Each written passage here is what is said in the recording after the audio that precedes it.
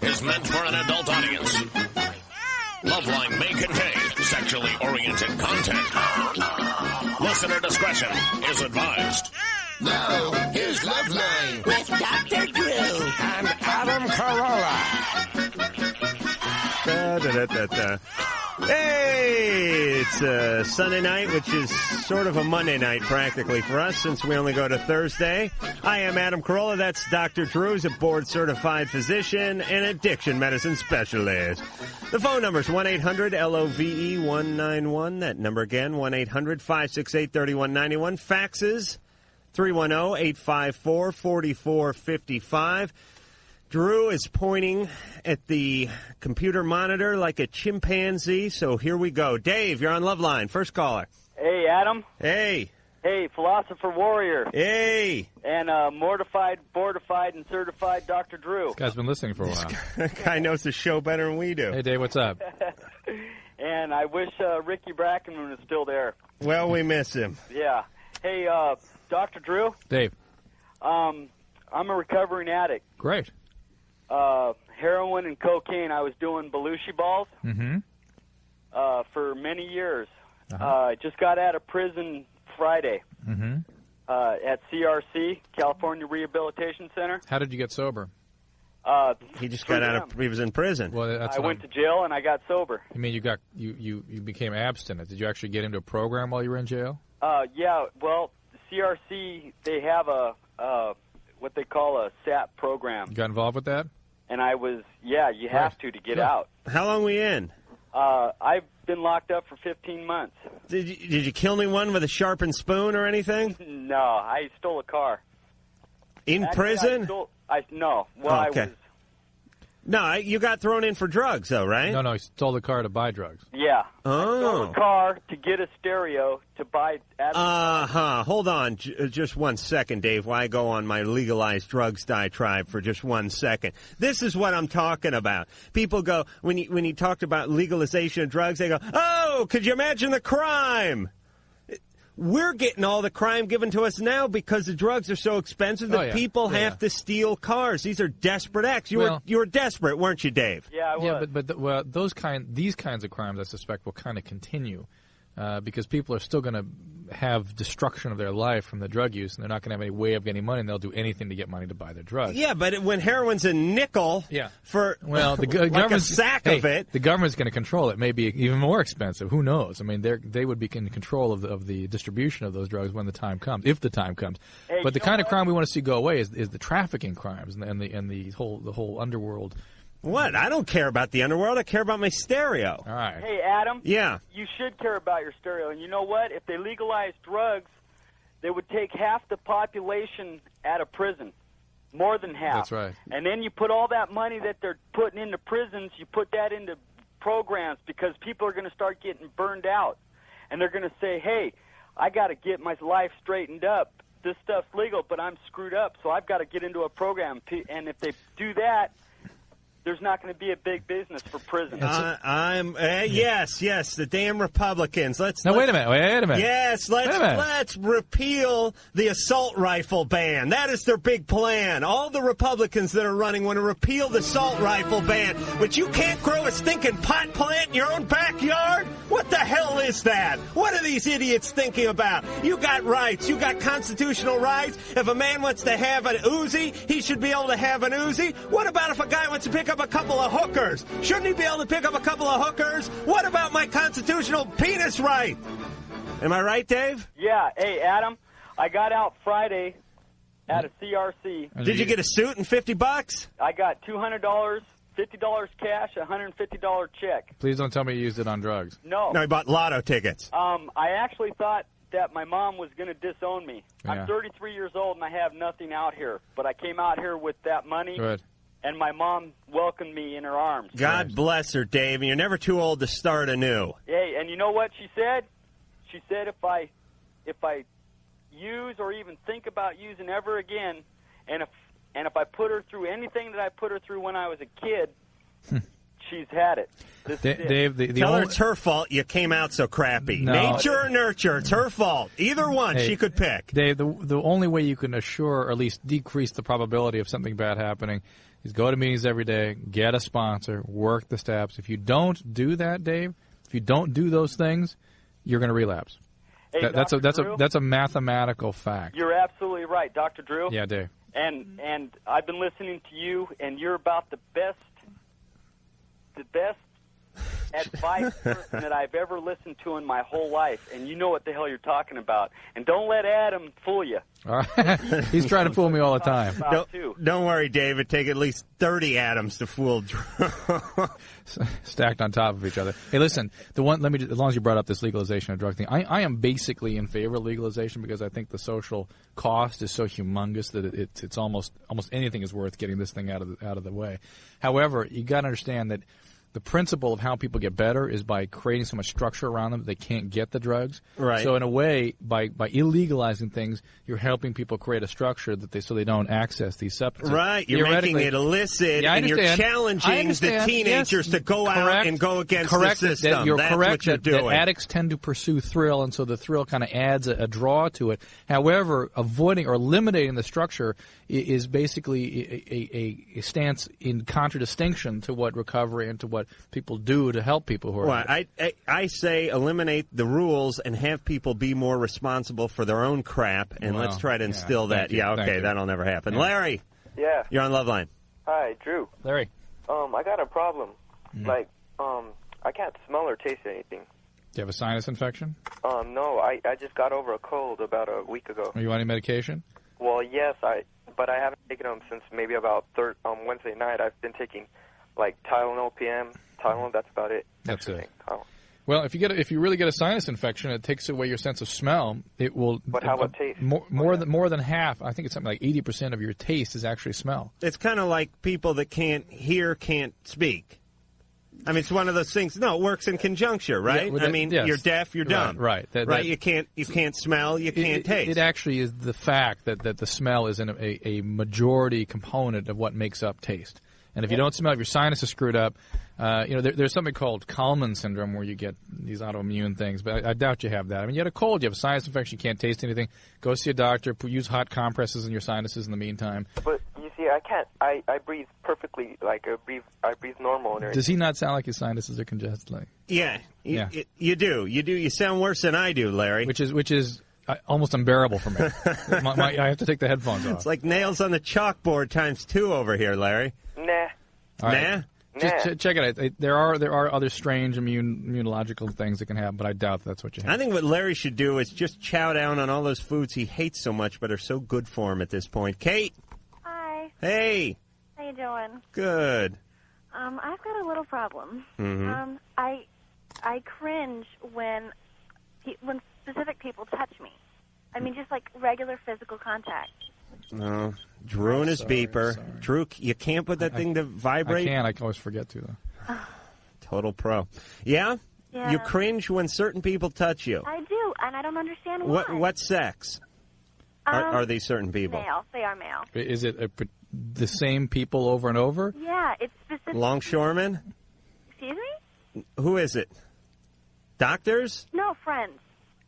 Particular friends. Right. Have they ever done anything to you in the past? No. It's really strange. And I don't understand it. I mean, they've remarked upon it, you know. I mean, so you have you cower, or you pull away. Yeah, it's I just sort of cringe and I just kind of straighten up when specific people touch me. All right, so here's what Drew and I are thinking. We're thinking, I'm not going to tell you what Drew's thinking. Drew's thinking that something happened to you. Some male, Uncle Lou, got to you while you're in your crib, and you've blocked it, and you put it to some recess. Or maybe she knows. Or maybe you know. No, I mean, I had a really happy childhood, and I mean... Except for the whole molestation thing, right? No, I was not molested as a child. Is this something that... Are all men that touch you doing this to you? No. no. I mean, I have a boyfriend, and he's great. And Say these particular. Maybe it's just something you're picking up about these guys. Maybe they actually have some intent that you're picking up on that just grosses you out. Maybe. How's that for a medical term, huh? I can't think of. I mean, I can't think of anything specific about. I mean, they're friends. They're good friends of mine. Yeah, but something about them sort of gets under your skin. It sounds like. But it's not men across the board, is what we're saying. It's some men. And by the way, I wasn't thinking that about her. You certainly were, Drew. Come on. Now that it's so obvious that it hadn't happened, I can tell you for sure I wasn't thinking that. So I can't say that it would necessarily be anything you have to worry about. I mean, you've got a healthy relationship with your boyfriend. You have friends. Just these few people kind of weird you out. Maybe someday you'll figure out what it is that feels uncomfortable about them. I don't. It's just really, really weird. It's more than one person too.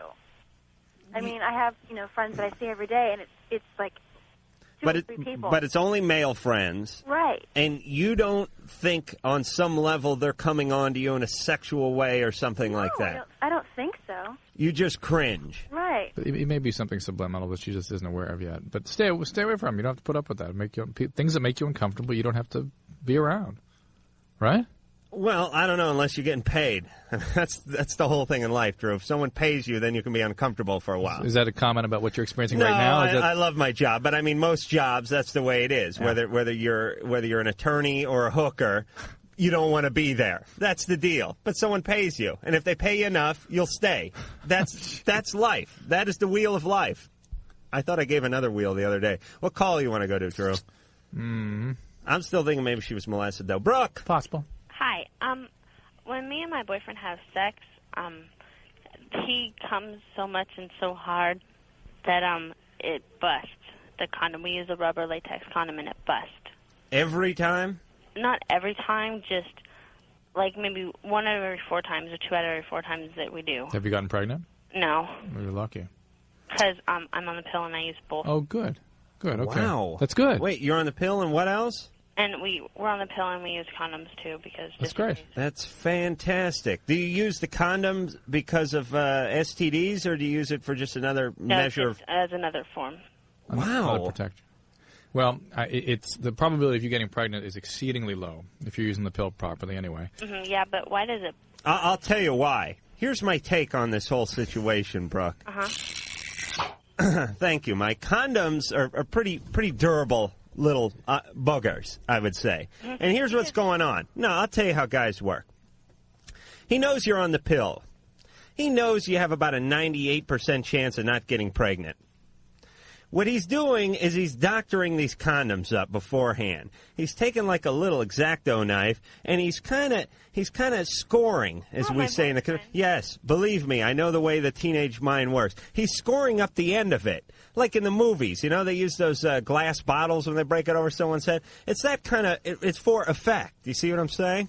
Now he appears like so much man that you're lucky to have him. And, Brooke, just in case that's not what's happening. On the outside chance. Yeah, here's some other ideas. Yeah. One is he may not be storing the condoms properly. Mm-hmm. Okay, if he keeps them in his glove compartment or these hot environments, pockets. Where should you keep them? Cool environment. Well, I keep them in my drawer. Okay. And the other thing is he may not be putting it on properly. You got to roll it down first before you put it on to make sure.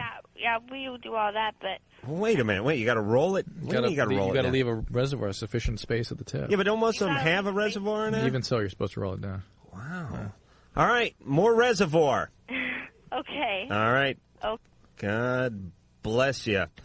Amy. Hi, guys. Hey. I'm calling because I have a question for you. Fantastic. Okay. I was wondering, a few shows back, you guys had a thing on where, guys eat the hulls and then they eat the girl out, right? Sure. No, we didn't have a thing about that. Somebody Drew came in with unfortunately, like that, some college story. Somebody called about that, unfortunately. And I heard that it was, supposed to, have a sensation for women or something. I was just wondering if it was true. Or if it, I heard it, burns or something. I said no, and I said it worried me that they'd actually hurt themselves. And then we had some caller call in and say it was a good thing. Well, I still don't believe that caller. So wait a minute. I wouldn't try things like that. Let me explain to you about the female vagina. Oh, God, you're going to solve all of life's mysteries tonight, aren't you? Yeah, I am. It's... As you said, on many occasions, it's the mucous membrane down there, right? It's like an opening. It's a very porous area. Mm-hmm. And as you know, if you take something with a sort of mentholyptus or mentholatum, and that has a deep heating action. If you have that and you rub it on a part of your body, it will be more easily absorbed in certain areas. Meaning, if you put some Bengay on the palm of your hand, no problem. Correct. You use that same palm to pleasure yourself, you got problems. Am I right? Yeah. This is a very porous part of a woman. Yes. So the mentholatum sensitive action... anyway, sensitive, that's for sure. Well, I mean, it absorbs, the mentholatum action, the deep heating action, could be easily absorbed through that area. Yes. So I'm thinking it does make a difference. Oh. All right? I was just wondering if it was, true or not, but... Well... Go ahead, give it a try and call us back. Okay. All right. Okay. Hey, Sean. Hey, Adam, Drew. Hey, you're on Loveline. Hey, I've got a question for Dr. Drew. Yeah. Great. Doc, my wife and I are trying to get pregnant and have a baby. Right. And I've been doing it like twice a day for the last 2 weeks now. Well, now, are you guys timing things and all that sort of stuff? Well, yeah, she's on, I guess, a... Takes you like 3 or 4 minutes? Hold on, she's on what?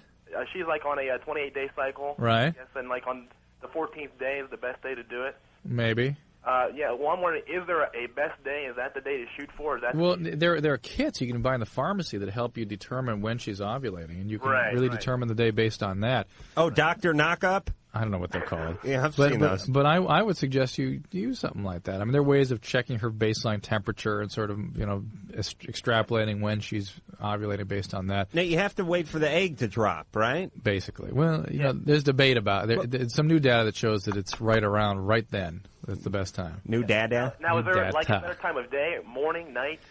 Maybe for some people. Is she taking folic acid? That's a big thing these days. My wife ate a bunch of seaweed, sushi, the night before we had the in vitro.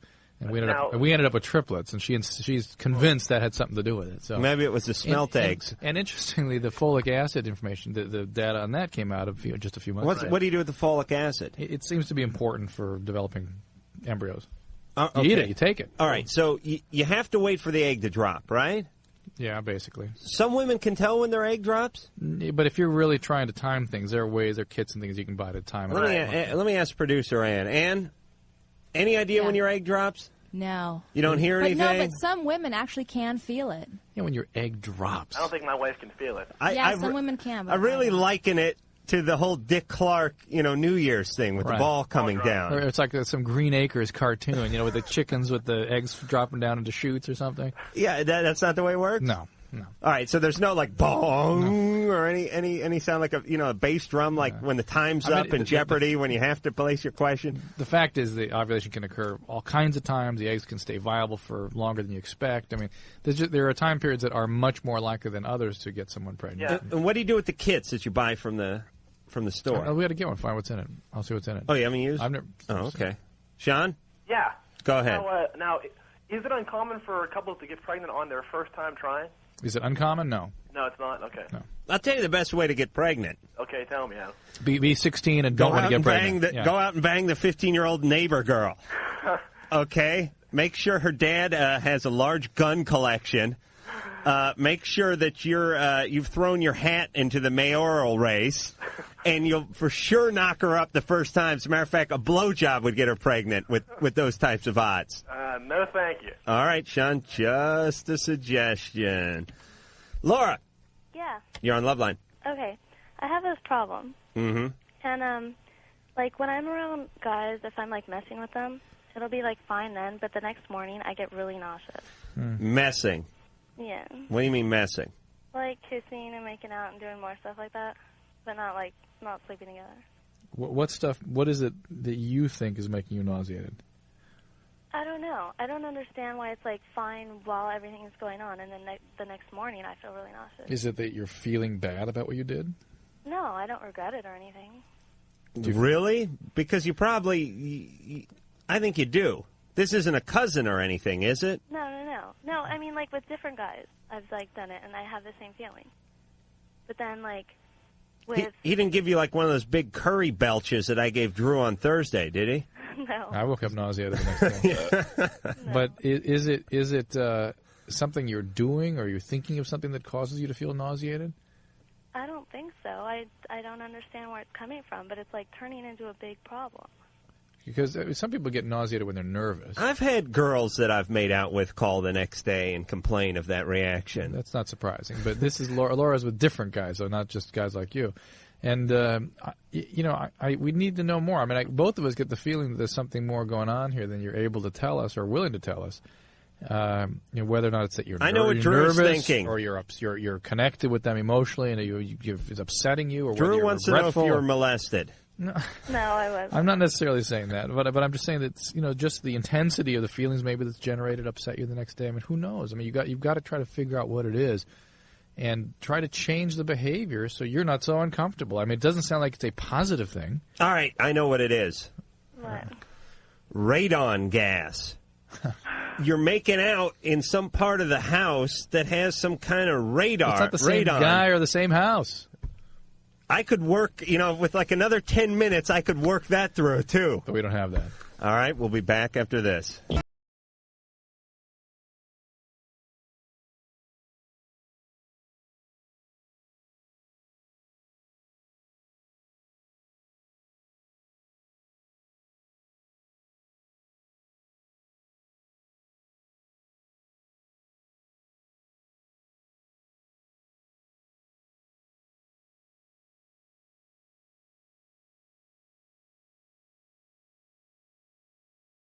How you doing? Hey, you're on Loveline. Good. How's it going? Good. I was calling, actually. I got a question for Adam. Mm-hmm. The other night, this girl that I've been kind of seeing every now and then, she brought a friend over with her, and we started playing a card game.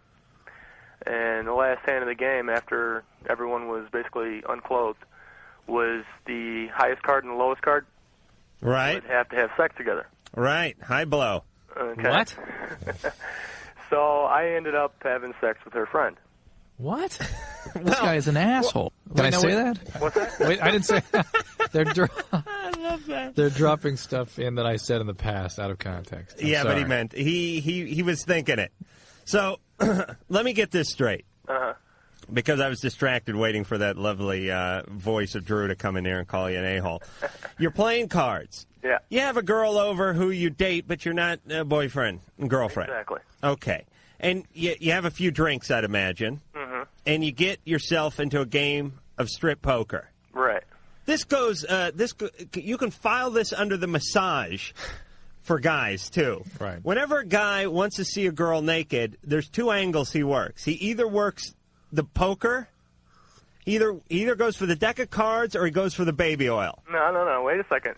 She instigated the game. All right, don't screw with my theory by giving me your bizarre aberration. All right. It normally works this way.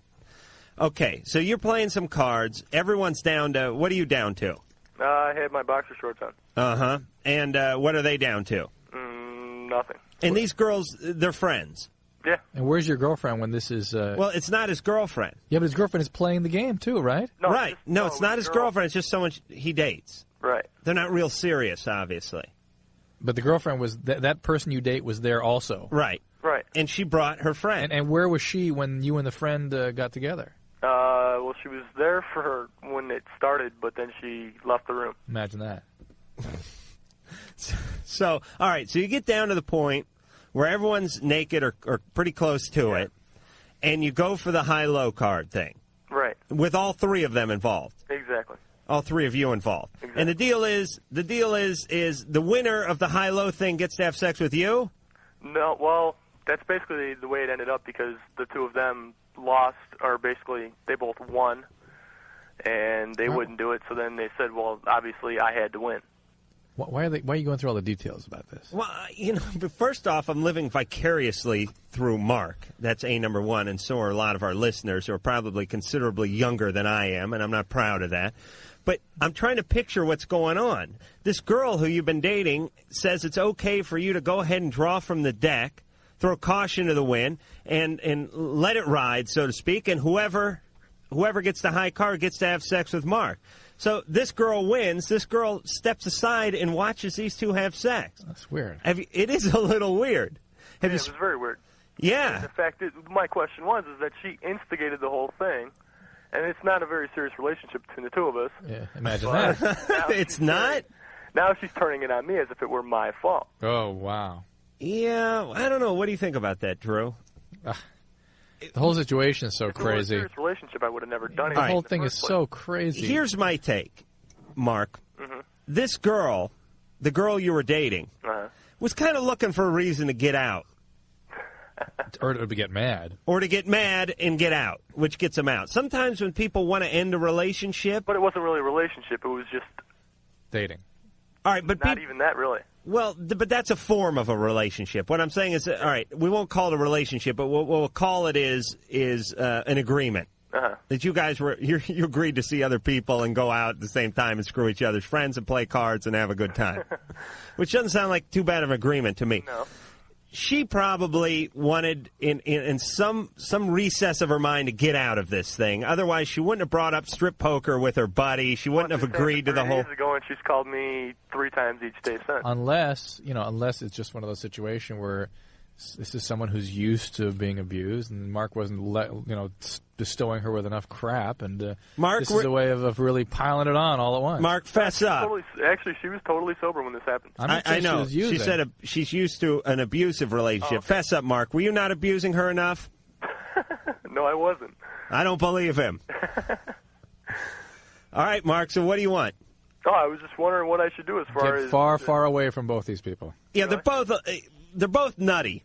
The one you went out with initially is nutty for coming over and bringing her friend, and her friend is nutty for being friends with the nutty one. That's probably that's kind of what I thought. Get far away. Shower, call it a week, and don't tell your wife this when you finally do get married. She'll hold it against you for the rest of your frickin' life. Am I right, Drew? I guess so. That's the answer I want. Amy. Hey. Hey. I got a quick question. Yeah. Okay, what did you get your boyfriend for Valentine's Day? I don't know. What? I don't know. That's what I'm asking you guys. Oh, I thought this was a joke. Soap on a rope if he's over 30. How old a guy is he? He's like 13, I think. 13. Oh, 13. Yeah. What'd I say, 30? Huh. I'm not good at math, but I think that's a good 17 years off. Well, what's the guy into? Like, he like sports and everything. Yeah. Sports? What sport? Basketball. You give him tickets to a basketball game. I'll tell you, as a guy, my age, I like to get like cologne and stuff that I can't pick out for myself and I wouldn't buy for myself. I mean, I think women should get guys stuff that they can't get for themselves. Guys know what kind of CDs they want. Guys know what kind of shoes they want or what kind of tools they want, for instance. But guys don't have a clue about certain things. Underwear. Guys don't know what kind of underwear. Although I don't want boxers because the thing hangs open and the barn door hangs open and the horse Mr. Ed puts his head out, and then I walk around all day doing this weird retraction thing where I'm trying to get it back in because I don't know what it is about. Explain this about anatomy. Why is it when your penis is hanging out of the opening in your boxers, does it feel like you've been covered with molten lava or something? I mean, why is that the most uncomfortable thing in the world? Because I can walk around naked all day and feel fine. It's just when it's through the opening there. You know what it's like? It's like the gag reflex. It's like if someone puts their finger down your mouth, they don't touch anything in your mouth, you still want to vomit. What is that? It's the same with the penis. And if the penis goes down the mouth, then you're in huge trouble. Am I right, Amy? Yeah. Okay. Well, just tell me this. What would you want, like, when you were that age? I'd like to feel a breast or something. No, come on. Well, she asked me what I would have liked but for at that Valentine's age. Day, for God's sake. Well, what better time? No, come on. Do you have an extra breast? 13. I'm not saying one of hers. Ann, producer Ann. Yeah. You're female. How about, like a CD, what kind of music he likes, or comic books, or trading cards? He's 13. He's not 4. Oh, what do you mean? We know plenty of people that are into comics. What kind of hobbies he's into or interested in? He likes basketball and soccer. I mean, football. Could you get him like a Michael Jordan jersey, like an authentic jersey or something like that? That's expensive, though. She's 13. How about I would think that if she, like Ann says, something simple like a CD or video or something, but then create something where they can share an experience together. Like you go to a basketball game together, or go to something where you set aside some time for him. Where you take him out or something. Take him to like one of those bathhouses or something. Come on, Amy. Does that seem reasonable? No. Amy, how much money do you have to spend? I have like 35. All right, send it in, and I'll go out and get him something. Don't you dare. $35, she could get the jersey for that. $100 probably, or $200. No, she could find it. I'm all right. I say go for the apparel or go for the dual date thing. Okay, Drew, what do you think? I thought the date thing was the way to go, but Right. also have something simple to give him in addition, something that's he'd like. Some Right, CD and most of all, give him love. I mean, not in a biblical sense. Not in a physical sense. No. Let him feel that you care, that you're connected with him. Because that's what the holiday's all about. That and a florist making a killing. Oren. Yep. Hey, you're on Loveline. Hey. I just had a little comment about what was going on with that poor guy who's trying to get pregnant over there. Yep. Yeah. I was wondering if maybe, he mentioned he's, doing it twice a day. I wonder if his sperm count might not be a little low. That, as I understand, it's not typically a big issue, but it certainly could be, and he needs to really begin to focus on their timing a little bit, and that's what I was advising him to do. If he's limiting that activity to a particular period of time, at least that possibility is sort of diminished. If he's still listening, you can go ahead and send it into the address we're going to read at the end of the show, and I'll go ahead and tally them up. How many should fit in like a manila envelope? All right, we'll be back after this.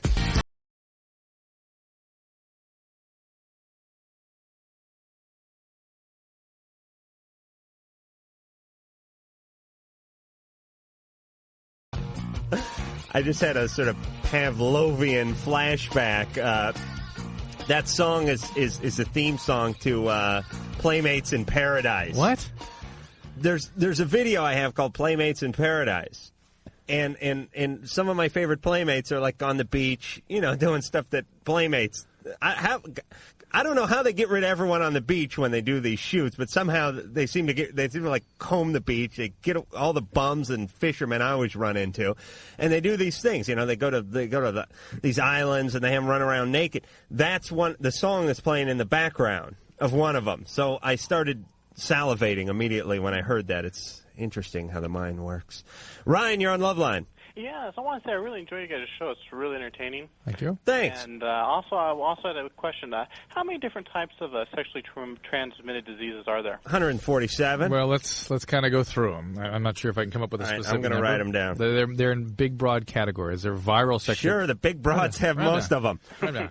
Okay, I'm going to write them down. There are viral sexually transmitted diseases, okay? Mm-hmm. That would include warts, herpes, hepatitis B, hepatitis C.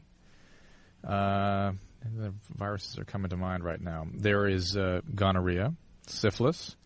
There's something called LGV, lymphogranuloma venereum. There's something called chancroid. I'm leaving somebody out here. Weren't the what? I'm trying to think of what group the Chancroid brothers were in. Come on. Let's see. What other? For some reason, I'm blanking on other sexually transmitted diseases. None are coming to mind. Right now, what's a crab? Crabs, sure. And that is. There's crabs as sexually transmitted. That's a disease. That's I thought it was like a crustate. There's also molluscum contagiosum, which is sort of a viral thing.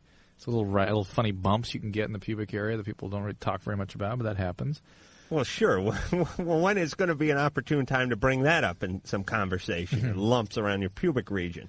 So anyway, we're coming up with about a dozen. Now, for those ones you mentioned, are they all fairly common as each other? Are they, are some of those really rare or? Chancroid is mostly in tropical regions. The scorpions, by the way, was a group the Chancroid brothers were in. LGV comes around in epidemics in urban centers periodically. What's LGV? Lymphogranuloma venereum. There's chlamydia, of course. What about like AIDS and? Wait, I'm left about non-gonococcal urethritis. There's trichomonas. There's AIDS, right? There is. My brain is not working well tonight. There's what else? What about herpes? Herpes, I put down. We could do an hour on this where Drew scribbled down all different STDs, and I just vamped off the top of my head trying to add to the list. You said AIDS, and then I came up with non-gonococcal urethritis, which is probably several different bacteria or other organisms, and then trichomonas, which is a parasite that people can get and pass back and forth. Oh, that's lovely. I mean, honey, I want you to hold my parasite. Here's the message. Here's the message of this. There's a good 20 of these. Easy. And we got to tack on 5 for ones you can't remember. Or that maybe we don't have specifically categorized into diagnostic. Or that are currently being formed in Haiti and brought over on airplanes as we speak. That's the very point, is that you have to understand, and I really believe this to be the fact, that our social mores about sexuality are based on a biological reality.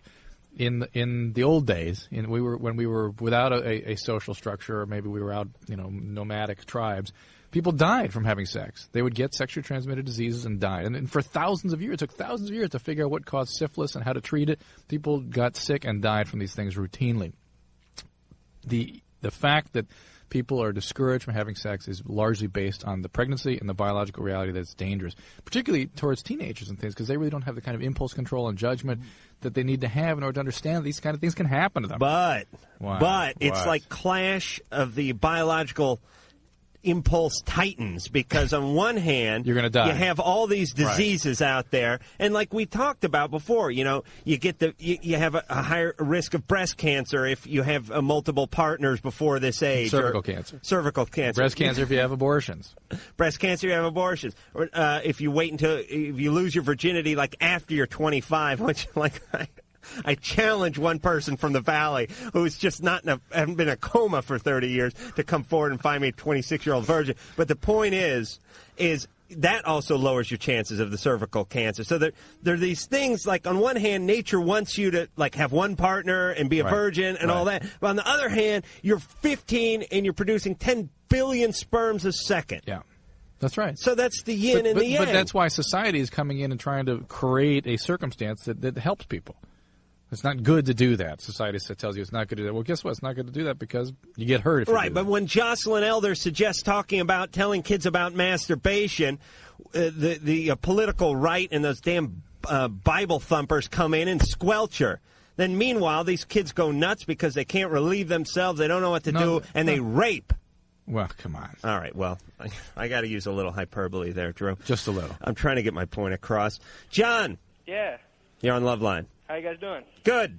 All right, so do you know anything about my problem? No, tell us. Okay, well, me and my girlfriend, when we have sex, I can have sex with her and be on top or in any other position, and we can have sex for 45 minutes to an hour, and she won't have an orgasm at all.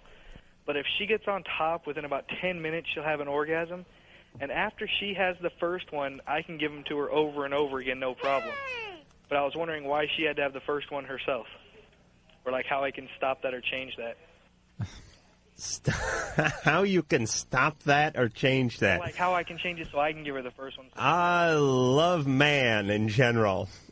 Man, nobody wants to control a woman's orgasm more than a boyfriend or husband. That's what I love about a guy. Guys like to get in and just screw with all the mix, don't they? Yep. Listen, John, so what you're saying, and we should get this out because we were talking about this during the break, actually, with Sexy Ann, the producer. A lot of women can't have an orgasm purely through penetration, meaning if the guy's on top and a guy's thumping away, they're not getting any stimulation where it counts. Yeah. They have to get on top. They have to rub. They have to stimulate the parts that need the stimulation, and they can only do that if they have something to go up against. You know what I'm saying? Yeah. So that's what your girlfriend does. Why she can do it herself and have an orgasm and then sort of lay back and let you finish off the next half dozen of them is a mystery to me. Drew, do you know? Let me tell you about the female orgasm, John. It is steeped in psychology. The male one's easy. Here's all you do. You grab the guy's penis and you move it. I think it's like... I got to check these numbers, Drew, if I'm wrong, but you move it like, I think an average of like 127 times, and the guy's going to have an orgasm. That's how it works. Real easy. You know what I mean? Yeah. The guy can be watching TV. The guy can be doing a tax form. It doesn't really matter. 127 times on the average, boom, jackpot, right? Women, they have to think about stuff. You know what I mean? I mean, a guy could get a hand job at a funeral, and that'd be fine. No problem there. A woman, if something psychological goes on, Ann, you want to jump in here? You're making a puss. No, go ahead. You're doing a fabulous job. Thank you. Women need to have things be right, and it's more in the head than it is in the crotch. I think why he's able to continue after she has the first one is maybe because she's feeling so relaxed from the first one and kind of, euphoric that she's so relaxed that he's able to bring her to the second and third one. All right, so it's meaning she got over the hump, pardon the pun. Exactly. All right, that could be it. Yeah, because if you're looking for a physical reason with women, oftentimes it doesn't apply. That's what I'm saying, John. John, your girlfriend is having multiple orgasms. You want to get in and screw with that? Not really. All right, then hang up and go back and have sex. Jeez, guys calling, they want to adjust. They think a woman is like a carburetor on a NASCAR. They want to get in there with their screwdriver and it's a little rich. Oh, I'm going to lean it out just a little bit. They want to dial every woman in. They're all different. Enjoy them. Hopefully you find one that's compatible with you. Occasionally they're going to do something you don't enjoy. Occasionally you're going to do something they don't enjoy. But you work it out. You don't get in there and change them.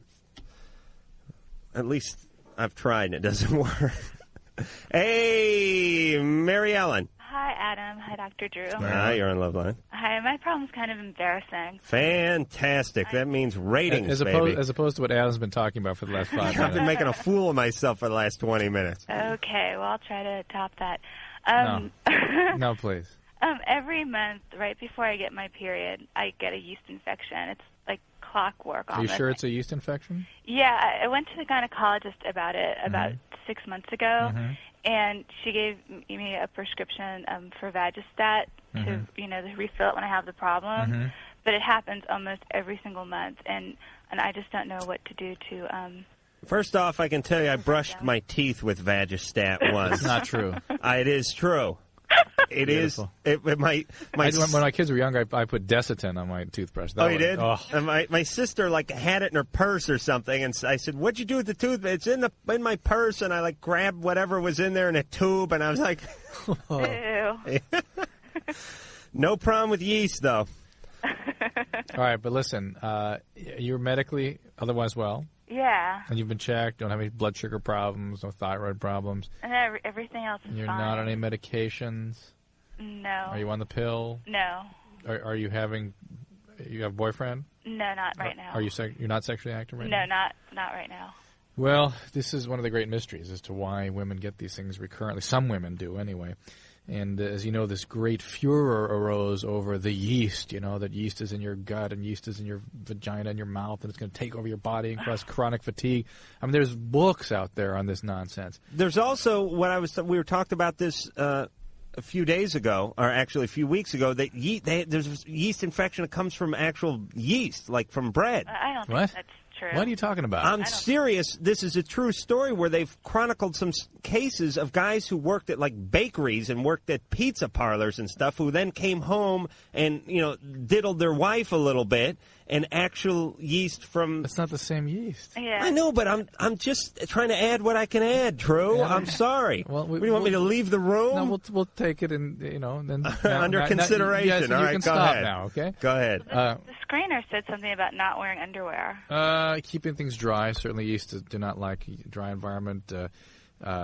But some women just get these things recurrently. You have to just keep treating them. They'll kind of go away after a while, typically. Well, the Vagistat takes care of it in a day. Yeah, so just keep using it. It's just annoying, and that stuff's really expensive. Well, you can get Monistat over the counter. Or Monistat doesn't work. Can't you buy that in bulk? Can't you go to the Costco or the Price Club and buy a drum of Vagistat? I don't think so. I don't think so. That'd be a little embarrassing, some guy with a hand truck wheeling it into the... Okay. All right, we'll be back. We got to... We got to do what, Drew? We got to keep our mouth shut. We got to go to the phones real fast. Let me give the phone numbers out. 1-800-LOVE-191. The fax number, 310-854-4455. I'm Adam Carolla. That's Dr. Drew. And this is Lisa. Lisa, you're on Loveline. Yeah. Hey. Hi. Hey. Okay, I have this problem. Mm-hmm. Okay, there's this really popular guy, and his name's John. Mm-hmm. And he's, so cute, and he's, really funny. And my best friend, Erin, is, she's pretty, and she's like, she totally loves him, and she talks to him all the time on the phone. Lisa, how old are you? I'm 16. Really? Yeah. Really? Uh-huh. Okay. Well, then, see, he won't go out with her, you know? She's not 16. But I don't think she's 16. What year were you born? 1980. Go ahead. All right. Okay. Well, I think, okay, I like him, but he's always calling me names, you know? What kind of names? Well, just like, his bad names. You mean like hoe and stuff, like a rapper? Yeah, like faggot and everything. What? Wait a minute. Calls you faggot? Yeah. Why? What the hell is that? Lisa, you know, when you're 13 and 14, like you are, you become obsessed with sort of figures, bigger-than-life figures, and you'll start to really preoccupy about people with whom you really don't have a relationship. That's right. I stalked, I should say, the Cassidy brothers for a number of years for that reason. And so really whatever he's doing or directing at you doesn't really matter, because the relationship in your mind is what you're having. You're having a fantasy relationship with this thing you think he is. What a fool believes. And I would say just sit tight. And it's common to have these sorts of preoccupations, and things will settle down and make more sense as time goes along. He does not sound like anybody that you should be having a real relationship by any means, okay? Okay. All right. All right. Bye-bye. Thanks. Bye. She didn't dispute the 13 or 14. She certainly didn't, Drew. You sniff them right on out. And let me tell you, if you have someone calling you faggot before you even meet them, I mean, before you have a relationship, what would his pet name for her be? Like, little crap ball? Hey, smelly hoe. Isn't it a shame? Isn't it amazing how cruel people are to one another when they're young? And the most vulnerable people, and when they are the most vulnerable stage in their life, just get abused by other people. The cruelest thing is how people respond to it. Somehow they gravitate to the people that are dishing The out abusers. the abuse. Oh. I mean, I was a nice kid in high school. Didn't get any.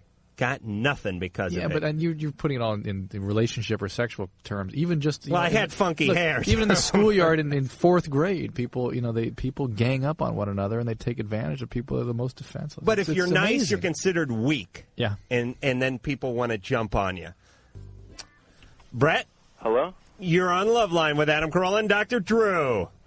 Yeah. About 2 years ago, I turned 15. I moved out on my own. And I moved in with a girlfriend who is 28. Wow. Why'd you move out? Just a lot of family problems. I was put in foster homes, but I moved out. I was living on my own. What was going on in the home? Just a bunch of family problems. Like what? I had some problems in high school. What was going on in the home? Hey, Mr. Evasive, it's a 2-hour show. Let's go. I shot up my high school with a .357, and my dad didn't want me living there after that, so he put me in a foster home. All right, you took a .357 Magnum, the world's most powerful handgun. I'm quoting Clint Eastwood now, by the way. You went to your high school and you shot it up? Yeah. What was it? Wait a minute. I'm not getting past this for just 1 second. Was it during school hours? No, it was on a Saturday. Oh, all right. Well, it's a weekend. What's the big deal? Brett, but people don't just go do that just because. I mean, there obviously was something else going on in the home that sort of culminated in that action. Yeah. What was going on in the home? Nothing. I got suspended from school. No, not what you did. What your behaviors were. What was going on with you? What was going on in your home that led you to that point? I got suspended from school for distribution of over-the-counter drugs, which I didn't do, and she called me a bastard to my face. Who the did? Principal. Bastard. Yeah. Really? You were just training to be a pharmacist. That's what Drew does all day. Brett, what was going on in your home? I just got pissed off and did that when it was my birthday. Got drunk and shot up the high school. Whose gun was it? My friend's dad. Were you ever struck by your parents? I was beat up by my dad. That's what I'm talking about. Okay, we're getting to it. Okay, now, you got to understand, people that leave home for good before the age of 18, almost without exception, have gone through some kind of abuse. Physical, sexual, whatever. You were physically abused, Brett. That's what led you to behave the way you did and act out and ultimately shoot your school up. I mean, I'm not defending what you did. Believe me, you did bad. You didn't do the right thing. Yeah. But it's not that it was out of the blue. You were, it's not as though nothing was happening to you emotionally that generated these behaviors. You had a messed up family. If I agree. Well, he was saying he came from a messed up Yeah, but he home. wasn't saying what happened. And the fact, and people don't understand what a messed up home is. The fact is that he was abused badly. I'm sure badly. Yeah, and, he was an alcoholic father. So. And he left home, and the living home was probably an okay thing. And let me just say this. When Brett then gets popped and is in front of the judge and they're talking about sentencing Brett, I think they ought to pull Pops off of his stupid Barca lounger and his drunken stupor, drag him in and paddle that MFer, because he is the reason Brett is involved. But Mr. Be responsible for our actions here, Adam. Yeah. You can't let people not be responsible for their behaviors. I want the dad to be responsible for ruining Brett. But Brett still has to be responsible for what he does. Okay. Paddle both of them. I understand, but number two, Put both their butts 2 feet apart and do like that. If anybody else out there is going through this experience, their dad should be punished roundly by the legal system for if they're doing it right now. Brett's dad should have been put in jail years ago for what he was doing to Brett. Unfortunately, our system failed you, Brett. Yeah. Anyways, the reason I'm calling is I've been living on my own since I was 15 with a girlfriend of mine. She's 31 now. Yeah. She has a daughter by me that's 9 months old. Wow. But I'm getting ready to start school, so... Good for you. College? Yeah. Wow. So, but none of my family likes me being with her because of her age. And so I just wanted someone that I didn't know, their point of view, their opinion of being with an older woman. Well, I'll let Adam give you the point of view. Let me just say that given what you've been through, you are not likely to choose good, healthy relationships. In general, I would expect you to have relationships that were kind of problems. Okay. So the age thing is not so much the issue as, in all likelihood, you're not going to be with the person that's good for you necessarily. I mean, I don't want to speak out of turn for your girlfriend, but you're gonna seek out kind of quasi-abusive, unstable relationships. And so I suspect that's what you're sort of in right now. Yeah. Yeah, and so to that extent, I mean, well, first of all, wait a minute. You're 17 now? Yeah. So she's breaking the law. What state are you calling from? I'm calling from California. Yeah, she's breaking the law in this state. She can't do that. She can't sleep. All right, but no one cares if a woman does it. The guy's emancipated. Wait, he's emancipated. You're right. Look, do you guys share some of the same hobbies? Does she like shooting up schools and stuff? No, we have nothing in common. All right, listen, Brett. Here, all right. First things first. Your parents don't get to say anything anymore about you in your life. What you're doing, who you're taking home, who you're living with, whatever you're doing. You waive that opportunity as a parent when you decide to sit on the sofa and get loaded. Also, he's emancipated, so they really, truly don't have any right. Right, but there's a certain respect that people give to their folks. Like Drew's parents stuck around long enough, they gave him a pretty decent shake, and now he listens to them with like one ear when they have something to say. My parents, I like kind of... I turn the TV down a little if they got something to say, and then go ahead and go against them later. But your parents cannot say anything to you. Yeah. They screwed you, and now you can do what you want. Now, you're with this 31-year-old. Drew's right. You found her. There's no way she's the right person for you. I don't know what her deal is, why she's with someone who's so young. My guess is she has some issues. But you have a kid between you, and you're going back to college. Yeah, but just it's hard to go to school, work, and be with her at the same time. And I don't know if I should just not be with her, put everyone else aside, and just do what I need to do. You do need to take care of yourself. Do what you need to do, but you do have a child here, and you must keep that in mind as a priority. For a 17-year-old that's been through what you've been through, I can't imagine that you're going to be capable of really raising a child and taking care of yourself. You're just learning how to take care of yourself. But here's what I want to say, Brett. Don't keep the cycle going with your child. You know what I'm saying? Critical. I mean, you had a child young, which is the first step in keeping the cycle, not breaking the chain perpetuating the chain. Perpetuating the chain of abuse. And you found an abusive mother for the child. And you found an abusive older mother. And you're going to want to do impulsively what was done to you at some point to your child. It's sort of a psychological fact, unfortunately. But understand it, get some help with it, and don't do what was done to you to your child. Oh, hell no. All right, but take care of yourself. You understand that. Take care of yourself, Brett. Your instinct to do that is very solid, okay? Yeah, you'll be fine. Thanks a lot. I hope he'll be fine. Well, I think it will because he has a certain survival chutzpah. Yeah. I mean, it's going to be tough for him for the next few years, but he'll get him. You hear these stories all the time. Whoopi Goldberg was like, I don't know, living on the streets or something. Was she really? I don't know. But it sounded good. Though, people right? always, when we ever talk to the press and stuff, people are always asking, what was your most memorable call? And I can never remember back more than a few weeks, but Brett would be a memorable call for some time to come. He would be right up there. David. Yeah. What's going on? Well, okay. Lately, I've been having well, actually not lately. It's been going on for a while, but I've been seeing this girl for a couple months. Yeah. And what happened is I've been having problems rising to the occasion. Uh-huh. And it's, there's nothing wrong with me. I mean, it happens. We'll be the judge of that, David. Go ahead. Okay. It'll happen, things will happen when I'm watching a movie or even when I get close to a girl. But just at the right time, nothing seems to. Are you anxious when you're real close with a girl? Well, get nervous? Not nervous, no. Not nervous. The penis is a very cruel device. Let me tell you, because the same penis that will give you the most outrageous boner you've ever had wearing sweatpants, walking, during a fire drill between third and fourth period at school will render your penis lifeless when you're nude with a woman. Isn't that horrible? That's horrible. That's a very cruel yet funny biological fact of life.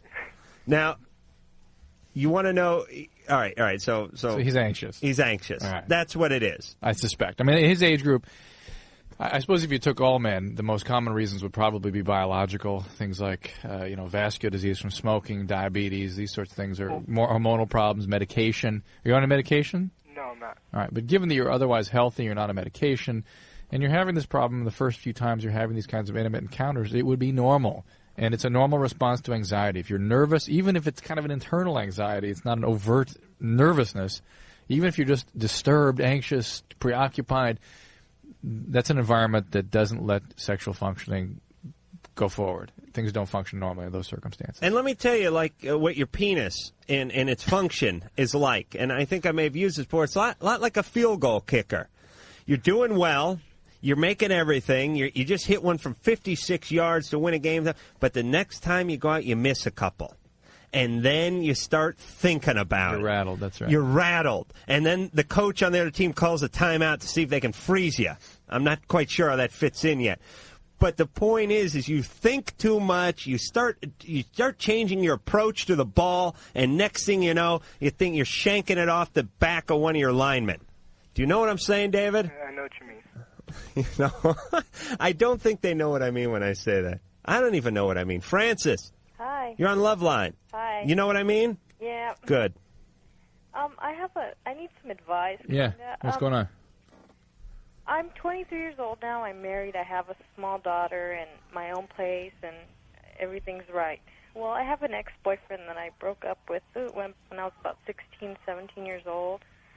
And it was a really nasty breakup, an abusive relationship, both of us. And he kind of been hanging around my family ever since. And it kind of died out after I had my daughter. I guess he got the picture or something. I don't know. You mean he was hanging around with the intent of getting back with you? I don't know if that's what Oh, he boy. was. Well, what was he talking to your folks about? Was he talking to them about you? About me? My husband at the time was my boyfriend. When we had broken up, I started dating my husband, and he went and told my parents that my husband did drugs, drank, which was not true, and he just wanted to cause trouble. I guess. Okay, bad sign. And my parents believed him, and now they're barely getting a kind of a relationship with my husband to talk to him and have him over, and it's really hard. And now he lives at my parents' house. Lives there? Yes, and it's kind of hard. I go over there. I can't even really visit. Wow. I don't know. It's just really What kind of abuse did you guys have going back and forth? physical, hitting each other, pushing each other. He's really bigger than me. And But the fact that he has that kind of relationship when he's younger and then is really unable to get past that and get on with his life, it's a bad sign. I mean, has he had other relationships since? Oh, yeah. Well, he dated her mom for a while, I think. That's what What? My parents, my mother is more involved than my father was. She told me I probably deserved it. Whoa. Wait a minute. All right, wait. Let's just backtrack about something I said in jest 10 seconds ago. You don't think there's any chance that this guy had anything going with your mom, do you? I don't think so. My mom... You don't think so? Yeah, I don't... Maybe? Do you have a dog? What about the dog? How can you? What do you mean you don't think so? Well, what it is my mom, even with my older brothers and sisters, I have an older brother and an older sister, she's never gotten along with, let's say they dated someone, she really liked them, the girl or the boy, whichever my brother or my sister were dating, she liked them a lot. And if my sister and brother just didn't get along with them, they just broke it off. My mom was like so upset. She would say, you can't see anybody else. She was just too involved. And to me, what I told her when she told me that, when I broke up with this guy, I had told her, she was telling me, oh, how could you do that to him? Da, da, da, da. And I tried to explain to her the situation, how I tried to break it off to him like 6 times. The guy just kept coming back, crying to my parents. Did you explain to your mom that this guy was abusive? Yes, I did, and I told her. And your mom said, how could you do it? I mean, could you imagine? She said she deserved it. As a parent. I deserved it. I mean, you have a girl. Yeah. Drew. Yeah, oh yeah. And let's say 15 or 18 years from now, she comes to you with a story and say, this guy raped me, or he hit me, he did this, he did that, and you looked at her and said, give him another chance. Come on. Yeah, it's unthinkable. Though it's unthinkable. It's not uncommon for people to sort of blame the victim.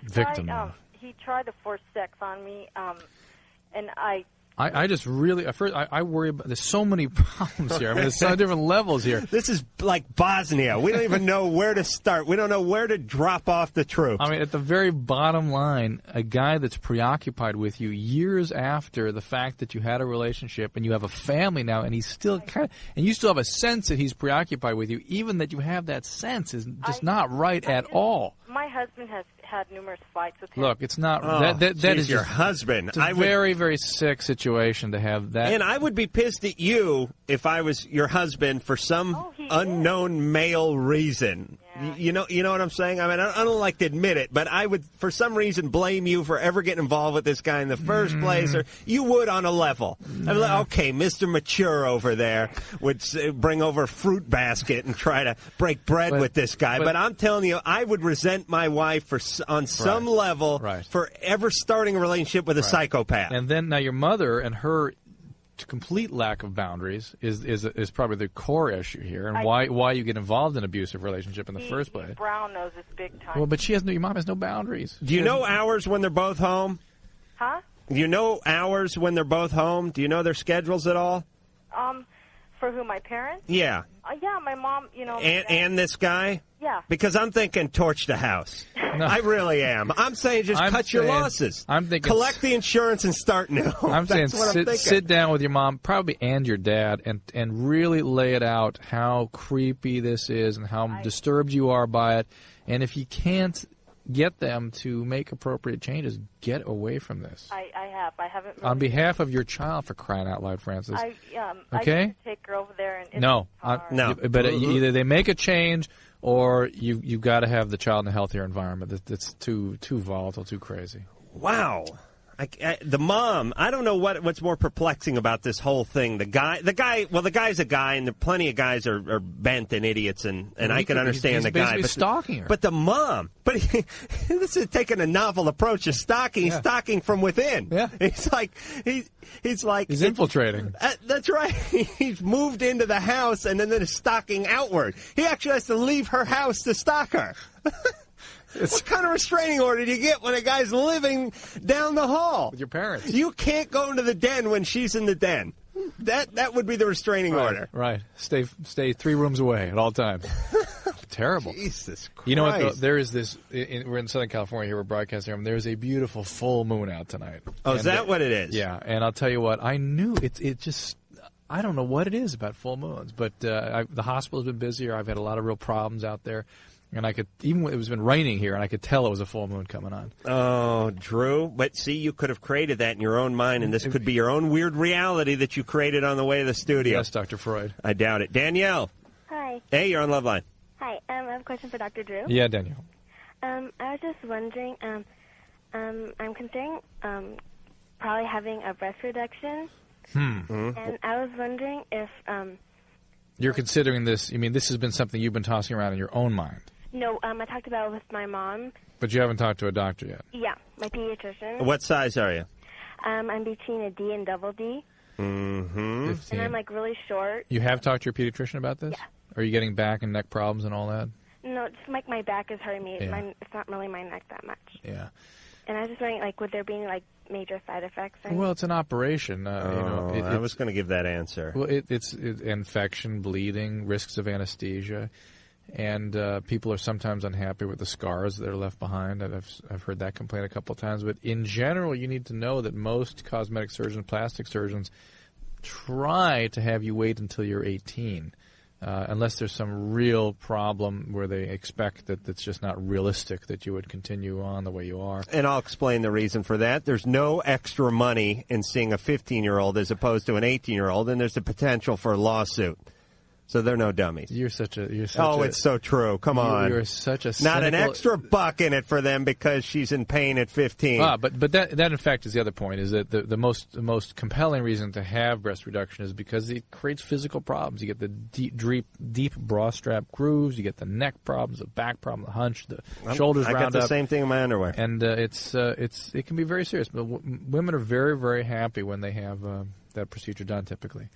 So I really hate like having. I would really want to be like an A or something. You want to be a what? An A. Oh no! I've heard this from no, a lot of baby, young, don't go there. Young women like No, Danielle, that's where wrong. it's so demeaning for guys to come up. They never look them in the eyes. They never give her any attention for who she is. It's all this attention based on her physical attributes, and it must be very, very tough. Very Well, tough, 15-year-old. let me just say this in the boob department, or guys in general. Guys look at women for what their butt looks like. Guys look at what their legs look like. Guys are into the face. Now, for some reason, that's not demeaning, and you're gonna have to put your thinking cap on for this one. But everybody has their strong points. Some people look at a guy who has his own TV show or something, and they want them based on that. Other people see somebody with their own Porsche, and they want them based on that. A lot of guys chase girls because they look like a ramp model. They got a small nose, they got a nice chin, and they got pretty blue eyes. That's kind of okay. That's okay societally. It's okay. She's really beautiful. You love her naturally. Fine. No problem with that. She gets lots of attention. If you got big jugs, and a guy loves big jugs, and he gives a woman extra attention because she has good big jugs, he's a pig. Now, it's an aesthetic thing. It's still aesthetics. No matter what you break it down to, it's aesthetics. Whether it's a small nose or big cans, it's aesthetics. Stuff or a like this nice makes ass. me sick. What is that? Why is that such a big Because deal? it's just sexual. Right. Those You're are looking those at are, it as sexual. You're not. What's the face? It's aesthetics. No, but your face has personality. Has expression, emotion, and you can like a face for that. But boobs are just boobs. You're telling me boobs don't have personality? Sorry, no. You don't know boobs like I know boobs. Phone numbers here at Loveline, 1-800-LOVE-191, 1-800-568-3191. Faxes, 310-854-4455. I'm Adam Carolla. That is Dr. Drew. He's a board-certified physician. This is Loveline. We're going back to what made us great. Susie. Hi. I have a question for Dr. Drew. Yes, Susie. Oh, you all do. Go ahead, Susie. Hi. I wanted to ask you about something. Whenever I have intercourse with my fiance, not whenever, but this is the second time that I've found kind of paper cuts along the opening of my vagina, like the bottom part of it, and I'm wondering what causes that. Well, sometimes it's just a mechanical thing. Okay. How long do they last for? I don't know. Well, I have them right now. How long, when you typically get them, do they last? They last for, I guess, about a week or two. Have you ever had them where they were worse than previous times? Like maybe the first time you got them, were they very severe? Yeah. The first time I got them, I went to the doctor. And what did they tell you it was? They said it was just some cuts, and the doctor suggested that we try different positions. Does he make his own condoms out of paper mache? No, he does not. Susie? We don't use condoms. That I'm on the pill. that time you first had this outbreak, were you with a new partner at that point? No, I wasn't.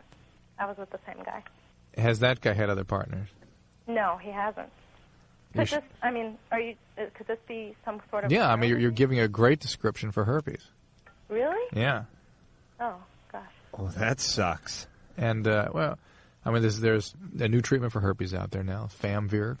All we had before was Zovrax, and we have Valtrex, Zovrax, Famvir. These things work very well, but you're giving a great description of recurrent genital herpes.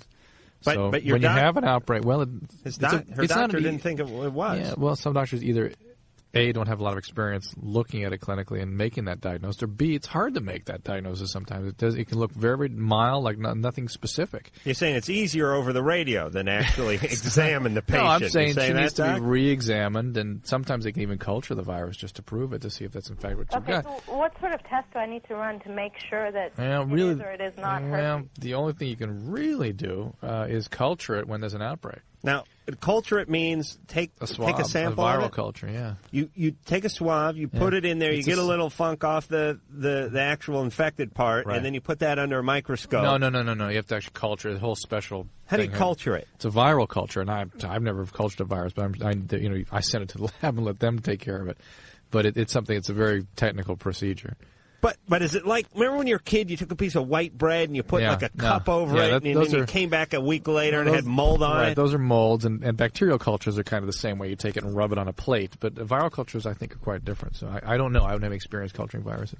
Do you know how much something like that I costs? don't know. But have a doctor check it out. I mean, they may be able to make a conclusion just based on the appearance, okay?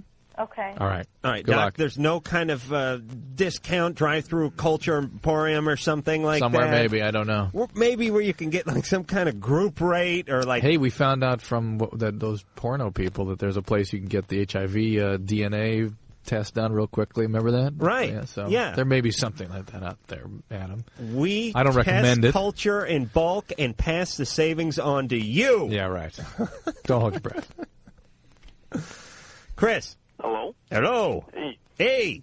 I have a problem. Yeah? Well, the first one's a problem, the second one's a comment. Yeah? When I get an erection, it like bends down. Mm-hmm. Are you standing on your head? No. Okay. You realize I have to ask these questions. Yeah. That can be normal, Chris. That's just you. That's an unhappy penis. Will it like get better as I get older? It may just be you. It's just some people go in different directions. That's all there is to it. Okay. Different erections? Directions. Different erections. Chris, what's up? Next. Okay, Let's sound like second Jesse thing? Raphael. Second thing is, like a week ago, you guys were talking about like names for vaginal fluids, Oh, great. and I got two of them. All right, hold on. I'm getting the pen out. Okay. All right, I'm poised. Go ahead. Okay. First one, Yeah. nectar of the gods. All right. Okay. Second one, clam chowder. All right. I knew it would go there. That was the beauty. Nectar of the Gods is almost complimentary. I knew that was... I knew he was saving the good fishy one for later. Nectar of the Gods. Clam chowder. Oh, it's a full moon here on Loveline.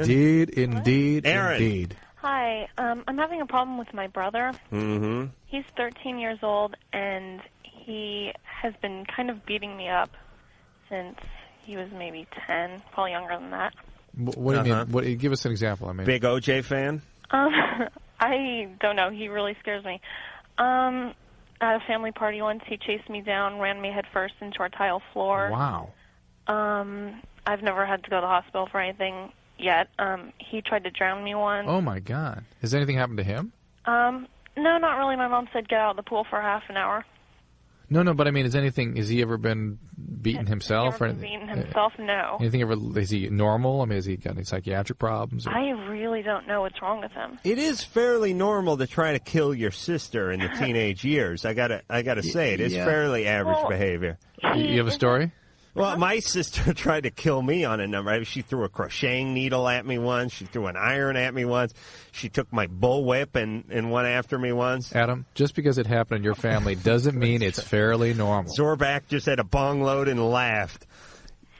Oh, my God. Go ahead, Aaron. That's terrible. It is terrible. It's not normal. It's not. It is not. It isn't? No, I'm really sorry. scares It me. isn't. I mean, today... I think you ought to really impress upon them how serious you're taking this. Well, I told them once, and I actually... What did you say? this is probably about 2 years ago, I explained to them about how he was beating me up and how it scared me, and they sent me out of the room. I was crying by that time. They sent me out of the room. Just because My mom and my dad. Because you upset them. Probably. I don't know. They supposedly had a discussion after that. Well, yeah. My mom was really upset, and my dad just kind of brushed it aside. Here's what you have to impress on them, I believe. And again, we're talking about getting back to the responsibility of parents. This kid's exhibiting some violent tendencies. And he's young enough where he's not out shooting up the schoolyards like some of our other callers like to do. But the point is he is saying, I'm capable of violence. Right now I'm testing it out on Sis. Yeah. But a few years from now, I'm going to test it out on the neighbor kid. Right. And then eventually maybe down the street a little further. Yeah. And I think it's your parents' responsibility to not sweep these things under the carpet. I mean, they have to understand that this guy could hurt you, and they should do something about it. I mean, that's one I'm of the, thinking hit him. But that's one of the primary... When I have hit him before and pushed him off of me, it makes him more angry. And You know that's what? what scares me. You know what I would do? Today, This I wouldn't is- let him borrow my sweatshirt, and so he's been cursing at me all day. He's 13 years old. He curses at my parents. You know what? This may be... Oh, I may be stepping out of line. Go ahead. Lobotomy. Say it. The big L. But I would say if you can't get your parents' attention, call the police. That'll get their And when the attention. police arrive and the police call social services, and there's a society's coming in saying, hey, this is not acceptable in this family. This young girl is being threatened with her physical well-being. I hope they will catch their attention. My concern is suggested that I live with my cousin. my concern is that they'll somehow turn it on her, make her the problem.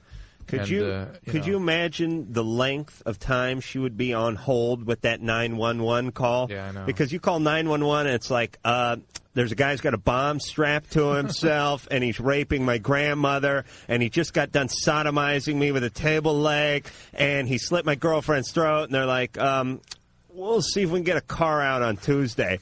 Now you imagine calling these guys and going, yeah, my brother's roughhousing. Well, this is Los Angeles, though. Where are you calling from? I'm calling from Tustin, Santa Ana. Tustin. Oh, even worse. I don't know why I said that, but I'm saying that would be my advice, and I don't think you have to put up with it. I think moving out is also another way that if you have some other options, living arrangements, take advantage of them. I say give your parents another shot. Be real earnest with them and really explain to them that it's a problem and that they need to act. And if they don't do that, get on the horn with the feds. Am I right, Drew? Fine. Drew, what are you doing? I'm looking at Mike doing some kind of rain dance out there. Oh, Mike's giving me the snap. All right, we'll be back in a snap.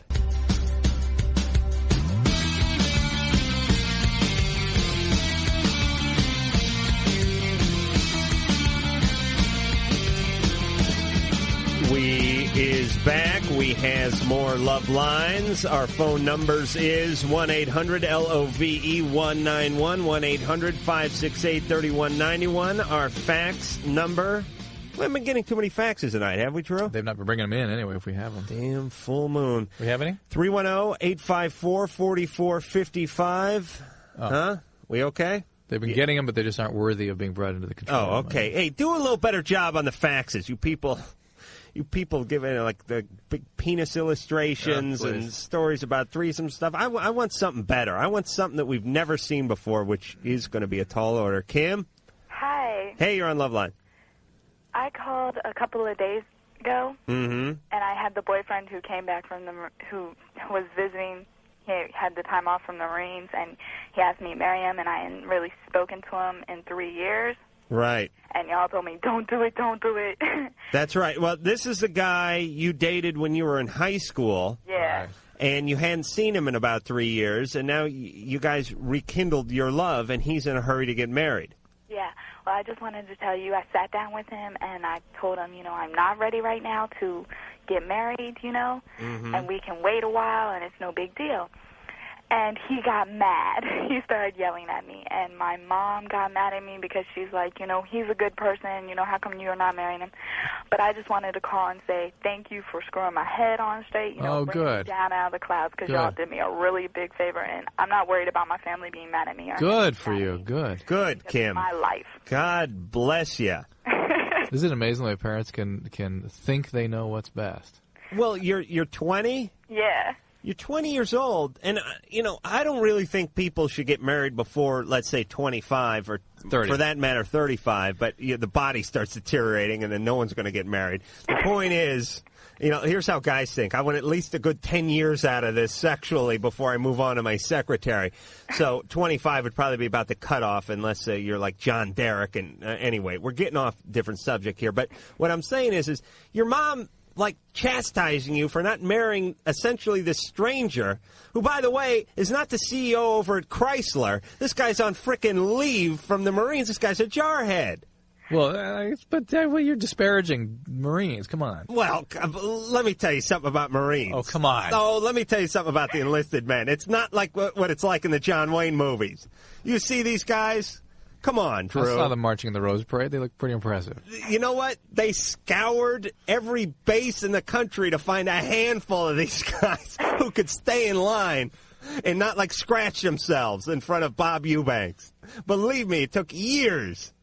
And these guys aren't even real Marines anymore. They put them in some kind of cybergenic thing where they plug in stuff, and then they keep them on hold just for parades. I've known there's a whole conspiracy. Oh, yeah. They have a base out in the desert. I don't want to get into that. They're going to do an autopsy on one of them. So We've had great Marine callers, too. Well, all right. Because Pendleton, and that y'all do a great service. All right. Good, thank you, Kim. Thanks for doing what's right. You guys got praised a lot. We don't. I figured I'd give it to you. We rarely get a good follow-up call, and we thank you. And all right, before I have a battalion out in the parking lot ready to gun me down. No, these guys are great. They do the service and they take care of the country and all that. But they're young guys for the most part. You enlist because you don't have scholarships to Brown and Yale. Right. You enlist because you get out of high school and you don't got much else going on. You don't want to go to work in your dad's carpet cleaning business or whatever, so you enlist. Okay? And I think it's commendable. But one thing, enlisting in the Marines, though, suggests a real I think it's commendable. I'm glad they're doing it, and I don't have to do it. My hat is off to those who have served and died in the effort and the whole thing, and I get a tear in my eye whenever I see that thing of Mount Suribachi and the Marines raising the flag at Iwo Jima. God bless you. Fantastic. I'm just saying, maybe not the 19-year-old you'd want over at the house marrying the kid. Wait till he gets his $30,000 MacArthur fund or whatever the hell that is and uses it in college. Carol. Yes. Yes, you're on Loveline. Hi. Sorry. Uh-oh. Okay. Me and my boyfriend, we've been having sex. And we really want to stop. Are you there? We're here. Okay. And we really want to stop. Yes. And we're using birth control and everything. What are you doing for birth control? Well, I'm taking the pill, Mm-hmm. and I'm using a condom. Good. See, Wow. people are excellent. But I'm still worried about being pregnant. I know my odds are really low, but I can't handle a child right now. Right. So I was wondering, is there a pill or anything that would make him impotent or hold down the hormones? Well, couldn't you have his penis removed surgically, Drew? I mean, wouldn't that stop his sexual drive or at least render him unable to have sex? Right. It wouldn't stop the drive, but it would render him useless. Do you have a crossbow or gun you could shoot him with when he entered the bedroom? Well, this was his idea to do this. Wow. What is this guy? I think that was hyperbole. I think he was, throwing it out as how far he was willing to go on her behalf, never dreaming that she'd actually take the bait. Yeah, I wonder if you called this guy's hand if he would stick to this story. No, really, it's his idea. He really wants to do this. Does this guy have a phone number? Yeah. I think we should call him and discuss this because Drew does have certain techniques that he's told me that are effective, but he doesn't feel comfortable telling them to the partner. He doesn't want it to be a third-party type thing. You understand why, of course. So if we could just talk to the lad, Drew would be happy to impart the knowledge. Am I right, Drew? Whatever you say, Adam. I don't even know what I'm saying anymore. What call do you want to go to? 4. 4. Me? 4, Sam. I'm Sam, yeah. Okay. Well, the first thing that I asked was if you could catch HIV from swallowing sperm. All right. Yes, you can. Theoretically, you have can. a vagina then, right, Sam? Oh, well, of course. All right, we're just but checking. in my vagina, I use a condom. In my mouth, I don't. You can theoretically contract AIDS that way. Well, okay, and the other thing that I heard was that from saliva you can. That is And I also... wanna know, what are the chances of French kissing somebody with HIV and catching the virus like that? Real low. Slim, but a finite possibility. Well, wait a minute. The jury is not returned on the whole saliva thing, Well, the really. mouth, I think the reason is, for the most part, that the mouth is a very inhospitable environment for that virus. It doesn't survive well, but if it gets past the mouth into the esophagus, then maybe it can penetrate. Really? Oh, man. So what, like I give up my hobby or what? Your hobby. No, I'm just kidding.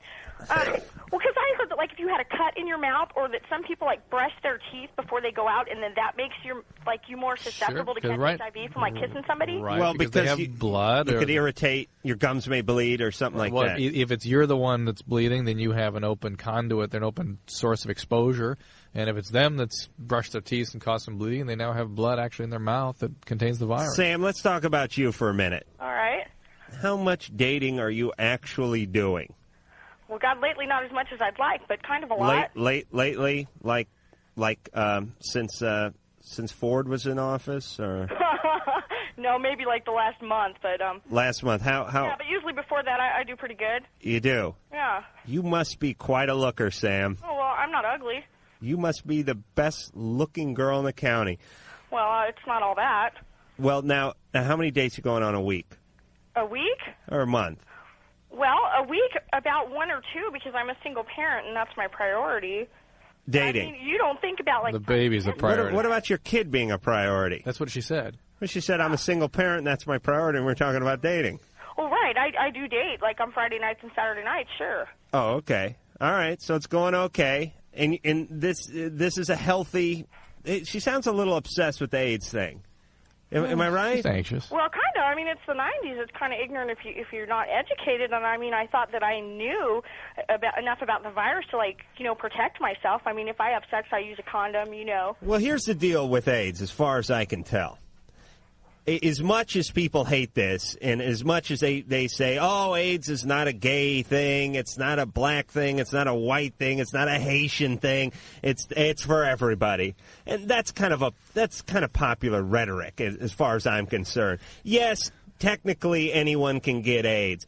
But the reality is if the person did not have a gay experience and is a male, if the person was not an IV drug user and was not dating someone who's an IV drug user, then your chances are essentially nil, aren't they, Drew? They're very low. Very, very low. But so the question is check into it a little bit. Yeah, take every possible precaution. Right. All right, Sam? Okay. All right. Thanks. Keep up the good work. You ever listen to that? Remember that show Love Connection? The Chuck Woolery? Right. And they'd have people on the show. They'd have Larry. He's a general contractor from Newport Beach. He's 32. Larry says he dates 4 or 5 times a week. And it's like, whenever they ask how many times a person dates, it was always like 4 or 5 times a week. And I'm thinking to myself, wait a minute. Who the hell dates 4 or 5 times a week? I mean, if you're going out with the same person 4 or 5 times a week, you're no longer dating. You're married to the person. I mean, that's a relationship. Right. Are you dating someone different 4 or 5 times a week? Right. And if you're dating someone different 4 or 5 times a week, why are you making an ass of yourself on national TV? You're going on a frickin' game show to try to drum up a date. I'd say you're doing okay already. Right. I mean, the reality is these people, single people, probably date. If you're talking about different people, they may date like 3 or 4 times a month, right? That's but right. You get a date a month is not too bad if you're single, if you're talking about different people. Right. Date 4 or 5 times a week, my ass. We'll be back. We're back. It's Loveline. The phone number is 1-800-LOVE-191. That's... screw the phone number. Well, for whenever you want to call us, and All tomorrow night, 800-568-3191. And if you want to write to us, it's P.O. Box 4345, Hollywood, California, 90078. Email LUV191 on America Online. And I do read those, and I do try to get back in real short answers with most people. So I do appreciate those. Carol. Yeah? Now, we talked to you or spoke with you a few minutes back. You're 16. You're using 1,000 forms of birth control. And you want to know if there's some sort of device and or drug you could strap or force into your boyfriend to help control his penis.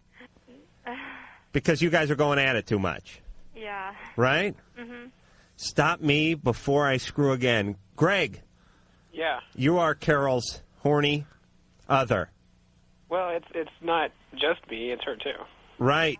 Sure. They both have to take the cyanide. That's right. You're going to be like Hitler and Eva Braun. Yeah, we're just basically impulsive. You are. You can't stop having sex. Right.